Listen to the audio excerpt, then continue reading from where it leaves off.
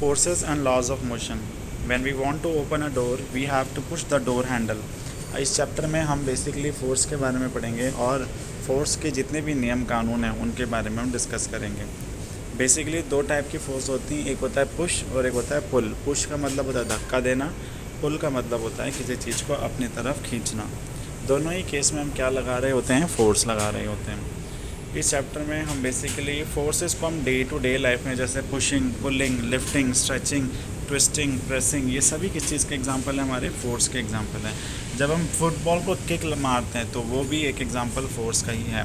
A force is used when we pull the drawer, चाहे अपनी table की drawer खींचनी हो या जब लिफ्ट में जाते हैं तो उसके दरवाजे को बंद करना हो या रबड़ बैंड को खींचना हो या कुछ भी हो, सभी चीज़ों में क्या लगता है, हम फोर्स लगाते हैं। ठीक है, तो force is very important in our life.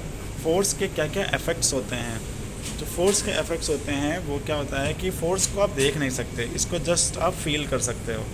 Force can move a stationary body, ये किसी रुकी हुई बॉडी को मोशन में ला सकता है ये force. A force can stop a moving body, किसी चलती हुई बॉडी को ये स्टॉप कर सकता है ये फोर्स। जैसे कि इमेजिन कीजिए कोई साइकिलिंग कर रहा है, ठीक है, तो साइकिलिंग करते हुए बंदे को हम पीछे से पकड़ के खींचते हैं ना अपनी तरफ, तो उसको क्या है, रोकने की कोशिश करते हैं। या फिर कोई इमेजिन कीजिए कोई साइकिल रुकी हुई है और उसको हम धक्का लगाते हैं ताकि उसको आगे बढ़े, तो ये क्या है, फोर्स स्टेशनरी ऑब्जेक्ट को मोशन में भी ला सकता है और मोशन वाले ऑब्जेक्ट को रेस्ट पे भी ला सकता है। Similarly a force can change the speed of a moving body, force की वजह से हम किसी की स्पीड को भी कम ज़्यादा कर सकते हैं। फॉर एग्जांपल एक बॉल आ रही थी धीरे धीरे बैट की तरफ और जिसने फोर्स लगाया बैट पे, उसने क्या किया, बॉल को बहुत तेज़ी से फोर्स लगाया और बॉल बहुत तेज़ी से आगे बढ़ने लगी। तो बहुत तेज़ी का फोर्स लगाने से क्या हुआ, हम किसी की स्पीड को इंक्रीज़ डिक्रीज़ कर सकते हैं। इसके अलावा और force can change the direction of a moving body. अब इमेजिन कीजिए कोई बॉडी मूविंग कर रही है, तो अगर हम फोर्स उस पर लगाएंगे तो उसकी डायरेक्शन भी चेंज हो सकती है। फॉर एग्जांपल एक फ़ुटबॉल है, फुटबॉल भागी हुई आ रही थी एक डायरेक्शन में, ठीक है, अब हमने क्या उस पर किक मारी, एक फोर्स लगाया, तो क्या हुआ, अब उसकी डायरेक्शन चेंज हो जाएगी। तो वही मैं कह रहा हूँ कि force can change the direction, direction को भी चेंज कर सकती है force. A force can change the shape of a body, किसी की शेप को भी चेंज कर सकती है एक फोर्स। जैसे कि क्या इमेजिन कीजिए आपके पास में कोई मड है, मड का गोला है ना, मिट्टी का, तो हम क्या है, उसको हम फोर्स लगा के उसको सर्कुलर शेप भी दे सकते हैं, उसको फोर्स लगा के हम उसको शीट में भी कन्वर्ट कर सकते हैं। तो फोर्स के कई सारे काम हैं।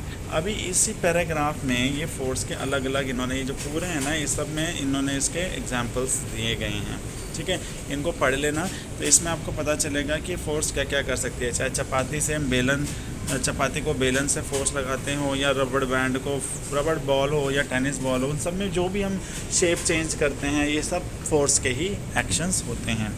Now coming to the balanced and unbalanced force, तो याद रखना फोर्स जो होती है दो कैटेगरी में यहाँ पे भी बढ़ जाती है। पहला है बैलेंस्ड फोर्स और अनबैलेंस्ड फोर्स। इमेजिन कीजिए कोई बॉडी रेस्ट पे है, या ऐसा समझिए ये एक हैवी बॉक्स है जो, ठीक है, अब ये क्या, ये हैवी बॉक्स है, इसमें इमेजिन कीजिए एक बंदा इधर से फोर्स लगा रहा है और दूसरा बंदा इधर से फोर्स लगा रहा है, दोनों साइड इक्वल फोर्स लगा रहे हैं, धक्का मार रहे हैं, ठीक है, तो ये बक्सा हिलेगा नहीं अपनी जगह से। क्यों? क्योंकि दोनों तरफ से इक्वल फोर्स लगाई जा रही है, इक्वल है और अपोजिट डायरेक्शन में लगाई जा रही है। एक बंदा तो इधर से लगा रहा है, दूसरा बंदा इस वाली डायरेक्शन से लगा रहा है, तो होगा क्या, ये बॉडी मूव नहीं करेगी। तो उस केस में जो इस पर फोर्स लग रही है वो कैसी फोर्स है, बैलेंस्ड फोर्स है। क्यों? क्योंकि दोनों ने एक दूसरे को बैलेंस करके रखा हुआ है। अब इमेजिन कीजिए एक तरफ तो मोटा लड़का खड़ा कर दिया और एक तरफ बिल्कुल बारीक सा बच्चा खड़ा कर दिया। अब क्या हुआ, दोनों ने फोर्स लगाया, तो जो मोटे वाला लड़का फोर्स लगाएगा वो क्या करेगा, वो बॉडी को पतले वाले लड़के की तरफ धकेल देगा। तो वही केस है, तो उस केस में जो फोर्स लग रहा है वो कहलाता है अनबैलेंस्ड फोर्स। क्लियर है? तो बैलेंस फोर्स की डेफिनेशन क्या है, if the resultant of all the forces acting on a body is zero, the force are called balance force. अगर किसी बॉडी पे फोर्स लग रहा है और उस फोर्स के लगने से उस पर किसी भी तरीके का असर नहीं आ रहा है तो उसको बोलते हैं हम क्या, balanced force. A body under the action of a balance force does not changes position of a rest. इन्होंने कहा कि जिस बॉडी के ऊपर ये बैलेंस्ड फोर्स लग रहा होता है वो रेस्ट पे रहती है। इट अपीयर्स एज, और ऐसा लगता है कि उस पर कोई फोर्स लग ही नहीं रही हो, लेकिन एक्चुअल में क्या होता है, उस पर फोर्स लग रही होती है लेकिन वो बैलेंस्ड हुई भी होती है। Suppose a heavy object is lying on the ground, ठीक है। ये एक एग्जांपल इन्होंने दिया है कि एक हैवी बॉक्स रखा हुआ है जो कि हिल नहीं रहा है अपनी जगह से। इसमें क्या हुआ, इसमें तो अब क्या है, एक इमेजिन कीजिए एक लड़का एक तरफ से फोर्स लगा रहा है, ये कौन सी साइड से, राइट साइड से, ये लिखा है ना जिधर फोर्स ऑफ आर पुश इस फोटो में, तो इसमें ए फोर्स इधर से फोर्स लगा रहा है, बहुत भारी है। दूसरा क्या है, इस पर ग्रेविटी का फोर्स डाउनवर्ड लग रहा है और ग्रेविटी का एक अपोजिट फोर्स इसका अपसाइड डायरेक्शन में लग रहा है, जिसकी वजह से ये ग्राउंड पे रेस्ट पे है। दूसरा फोर्स फ्रिक्शन लगा रही है अपोजिट डायरेक्शन में जिधर से बच्चा फोर्स लगा रहा है। अब क्या होगा, जब इस राइट साइड से फोर्स लगेगा, ठीक है, जब इस राइट साइड से फोर्स लगेगा और लेफ़्ट साइड से ये फोर्स ऑफ फ्रिक्शन इसको बैलेंस कर लेगा तो ये हिलेगा नहीं। अब इमेजिन कीजिए अगर इधर अब मैं 2 बच्चे खड़े कर दूँ, फोर्स ऑफ आर पुश वाली जगह पे 2 बच्चे खड़ा कर दूँ या 4 बच्चे खड़ा कर दूँ, ठीक है। अब क्या होगा, ये इसको फोर्स लगाएंगे और इनकी जो फोर्स होगी इस फोर्स ऑफ फ्रिक्शन से ज़्यादा हो जाएगी, तो ये बॉडी मूव करने लग जाएगी, ठीक है। ये पूरे पैराग्राफ में ये समझाने की कोशिश कर रहे हैं। The force exerted by the 2 teams are balance from this. अभी टग ऑफ वॉर होता है, देखो ये टग ऑफ वॉर में क्या होता है, एक बंदा इधर से फोर्स लगा रहा है, 2 बच्चे उधर से फोर्स लगा रहे हैं, जब तक इनका फोर्स इक्वल होता है तब तक टग ऑफ वॉर में कोई इधर नहीं हिल पाता, ना राइट हिल पाता है ना लेफ्ट हिल पाता है। अगर एक भी बच्चा कमज़ोर पड़ जाए तो क्या होता है, वो बैलेंस्ड फोर्स डाउन हो जाती है और सारे के सारे बच्चे उधर की साइड ही चले जाते हैं जिधर ज़्यादा फोर्स लग रही होती है। तो टग ऑफ वॉर में यही होता है कि जब तक बैलेंस्ड फोर्स लग रहा होगा दोनों साइड से तब तक क्या होगा, ये रेस्ट पे रहते हैं सारे बच्चे, और जैसे ही अनबैलेंस्ड होता है फोर्स तो वो दूसरी साइड को जाने लग जाते हैं। क्लियर है। दो balanced force can not produce motion in a stationary body और stop a moving body, they can however change the shape of the body. हालांकि बैलेंस्ड फोर्स में हम बॉडी को मोशन में तो नहीं ला पाते, लेकिन कई बारी हम उसकी शेप चेंज कर सकते हैं। इसका एक एग्जांपल इन्होंने क्या बोला, एक रबड़ बॉल है या बैलून है।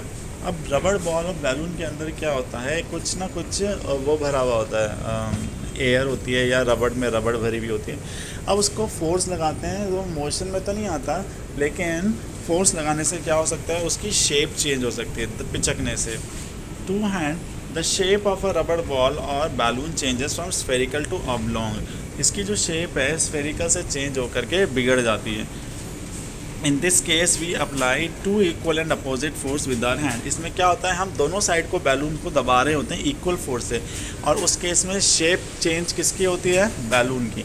इमेजिन कीजिए दोनों हाथों से दबा रहे हैं, ठीक है, एक साइड से तो देखो ये ऊपर से दबा रहा है और एक नीचे से दबा रहा है और इक्वल फोर्स से दबा रहा है, तो उस केस में क्या होगा, बैलून मूवमेंट में तो नहीं आएगा लेकिन बैलून की शेप चेंज हो जाएगी। तो बैलेंस्ड फोर्स की कहानी आपको समझ में आ गई होगी। So now I we moving to the unbalanced force. Unbalanced force में क्या होता है, if the resultant of all the forces acting on a body is not zero. अगर दोनों साइड से जो फोर्स लग रही है वो जीरो नहीं है, द फोर्सेज आर कॉल्ड, तब वो फोर्स कैसी फोर्स कहलाती है, अनबैलेंस्ड फोर्स कहलाती है। When unbalanced force acts on a body, जब बॉडी के ऊपर अनबैलेंस्ड फोर्स लगती है तो उसकी बॉडी रेस्ट से किस में आ जाती है, यूनिफॉर्म मोशन में। That is, unbalanced force can move a stationary body or they can stop a moving body. इसलिए अनबैलेंस्ड फोर्स की कंडीशन में हमारी बॉडी मोशन में आ सकती है या फिर उसको हम रेस्ट में भी ला सकते हैं। सपोज कोई बॉडी चल रही है तो उसको हम अगर हम अनबैलेंस्ड फोर्स लगा लें तो वो रुक जाएगी। कैसे, इमेजिन कीजिए एक साइकिल चल रही है, ठीक है, वो अपने फोर्स से चल रही थी। अब क्या हुआ, जिस स्पीड फोर्स से वो आगे चल रही थी उससे ज़्यादा फोर्स से उसे पीछे खींचा जाए, उससे ज़्यादा फोर्स से उसे पीछा खींचा जाए, यानी अनबैलेंस्ड फोर्स से उसे पीछा खींचा जाए साइकिल को, तो साइकिल क्या है, रुक जाएगी। तो स्टेज मूविंग कंडीशन से किस कंडीशन में आ गई, रेस्ट में। अब यही केस क्या है, एक साइकिल आगे नहीं चल रही है, ब्रेक लगा के खड़ी है। अब आपने क्या करा, उस पर पीछे से धक्का मारना शुरू कर दिया और जो फोर्स ब्रेक लगा रही था साइकिल पे उससे ज़्यादा फोर्स आपने पीछे से लगाना शुरू कर दिया, तो साइकिल चलने लग जाएगी, ऑब्वियस सी बात है ना। तो अनबैलेंस्ड फोर्स में या तो बॉडी रेस्ट से मोशन में आ जाती है या फिर मोशन से रेस्ट में आ जाती है। दोनों केस मैंने आपको समझा दिए, ठीक है। अब आपने टॉय कार देखी होगी। टॉय कार में क्या होता है, हम पीछे से धक्का मारते हैं और टायर पे, उस पे क्या होता है, बैक साइड को फ्रिक्शन लग रही होती है, क्योंकि टायर पे फ्रिक्शन लगेगी, सरफेस से रगड़ खा के चलेगी तो फ्रिक्शन लगेगी। तो क्या होगा, वो उसकी टॉय कार की स्पीड को रोकने की कोशिश करेगी, राइट। लेकिन हमने क्योंकि पीछे से धक्का ज़्यादा दिया था तो वो चलेगी। और एक पॉइंट पे जब तक हमने जो पीछे से लगाया हुआ धक्का टॉय कार पे ज़्यादा होगा तब तक वो चलती रहेगी। अब जैसे ही फ्रिक्शन का फोर्स बढ़ जाएगा, है ना, तो वो धीरे धीरे रेस्ट पे आने लग जाएगी, है ना। क्यों? क्योंकि अब फ्रिक्शन का फोर्स जो है वो ज़्यादा होने लग गया। तो इन्होंने वही बोला है, ये टॉय कार है, टॉय कार पे इन्होंने फोर्स ऑफ अ पुश, इधर साइड से ये पुश लगाया, ठीक है, और इधर साइड से फ्रिक्शन लग रही है। तो होगा क्या, इधर से जब फोर्स लगाएंगे तो ये चल पड़ेगी। क्यों? क्योंकि उस टाइम पर फ्रिक्शन की फोर्स से ज़्यादा हमारे द्वारा लगाई गई फोर्स होगी, तो इसलिए ये टॉय कार आगे को बढ़ने लग जाएगी। लेकिन धीरे धीरे उस फोर्स का असर कम हो जाएगा जो हमने लगाई थी, और किसका असर बढ़ने लगेगा, फ्रिक्शन का, ठीक है। तो फ्रिक्शन इसको रेस्ट पे लाने की कोशिश करेगी। तो ये परफेक्ट एग्जांपल है किस चीज़ का, जिसमें बॉडी रेस्ट से मोशन में आई और फिर मोशन से दोबारा रेस्ट में आ गई। तो ये परफेक्ट एग्जांपल है हमारा अनबैलेंस्ड फोर्सेस का। इन this case also the force, चलिए ये सारे एग्जांपल्स हैं, एक बार आप पढ़ लेना इनको, ठीक है। टग ऑफ वॉर वाला कहानी भी इन्होंने दोबारा से बताई है। अगर किसी एक टीम में सडनली फोर्स लगानी बंद कर दी, सपोज़ किसी एक टीम ने क्या कर दी, फोर्स लगानी एकदम से बंद कर दी, यानी रोप को छोड़ दिया, तो होगा क्या, जो दूसरी टीम थी जो बैकवर्ड फोर्स लगा रही थी, है ना, जो ज़्यादा फोर्स लगा रही थी, वो पीछे को जाके गिर जाएंगे। So in this case an unbalanced force, तो इस केस में क्या होता है, अनबैलेंस्ड फोर्स की वजह से वीकर टीम क्या होगी, वो तो खड़ी रह जाएगी, और जो स्ट्रॉन्ग टीम थी जो ज़्यादा फोर्स लगाई थी वो पीछे को जाके गिर जाएगी। From the above example it is clear that, इससे क्लियर होता है कि when an unbalanced force acts on a body it produces a motion. तो इससे क्लियर होता है जब अनबैलेंस्ड फोर्स किसी बॉडी पे लगता है तो उसमें मोशन क्रिएट होता है। Another point to be noted is that N unbalanced force can stop a moving body. और इन्होंने एक और पॉइंट लिखवाया कि अनबैलेंस फोर्स से बॉडी रेस्ट पे भी आ सकती है, जो मैंने अभी पॉइंट आपको समझाया था। नेक्स्ट आता है न्यूटन्स के लॉज ऑफ मोशन। तो न्यूटन्स ने 3 लॉ दिए थे, Newton first law, Newton second law और न्यूटन थर्ड लॉ, जिसको हम डिटेल में नेक्स्ट वीडियो या नेक्स्ट लेक्चर में पढ़ेंगे। फ़िलहाल के लिए इतना ही रखते हैं। न्यूटन फर्स्ट लॉ हम नेक्स्ट उसमें स्टार्ट करेंगे।